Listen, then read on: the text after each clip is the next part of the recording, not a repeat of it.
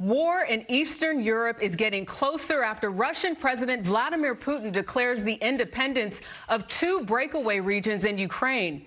After the announcement, Putin ordered a, quote, peacekeeping operation to begin in the 2 regions. That would mean the deployment of Russian troops and weapons into those areas. And tonight, we want to show you these unconfirmed pictures that appear to show Russian forces being bussed into eastern Ukraine. One U.S. official tells CBS News this could be a precursor to a larger invasion, or this could be Putin's only move. In an hour-long speech, Putin demanded that Ukraine immediately end its military operations in the east of the country or face responsibility for possible bloodshed. The White House says President Biden is imposing financial sanctions in response. NATO, the United Nations, the European Union, and the United Kingdom all condemned Putin's decision. We have full coverage of the story from inside Ukraine, but first, we want to go to CBS's Weijia Jiang at the White House. Good evening, Weijia. Good evening to you, Jerika. Tonight, President Biden is also condemning those latest moves by Vladimir Putin and vowing to respond with additional, even more severe economic penalties. But the White House is still scrambling to find a way to stop Putin from launching a full-scale attack, which appears to be more likely by the hour. Tonight, new signs that a military invasion could be imminent. Russian President Vladimir Putin's decision to recognize the independence of 2 separatist regions in eastern Ukraine and his order to have the Russian military conduct so-called peacekeeping operations there is raising fears that this is the first wave of a larger attack.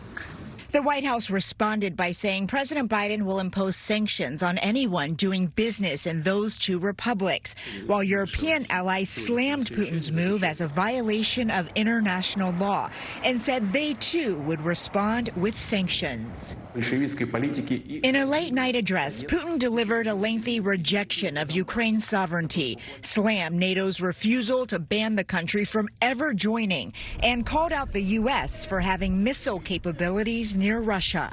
That's like having a knife against our throat. With the crisis escalating, President Biden huddled with his national security team today and had emergency calls with Ukrainian President Zelensky, plus the leaders of Germany and France. A possible Biden-Putin summit proposed by Emmanuel Macron and tentatively agreed to by the White House looks to be in jeopardy. Putin, who oversaw nuclear military drills this weekend, has up to 190,000 troops on Ukraine's border, with nearly half of them in a position to attack. U.S. intelligence indicates that the Russian president has already ordered commanders to move into Ukraine. It could happen any day. Today could be that day.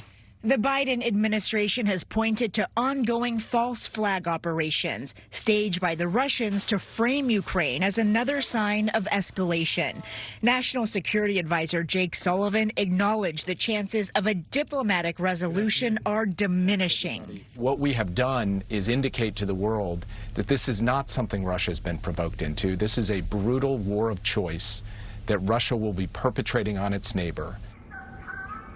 Tonight, the White House is also issuing dire warnings that the Russians have formed a hit list of political dissidents and activists in Ukraine that they will kill or detain, and that Americans who are in Moscow could be targeted if a military invasion unfolds.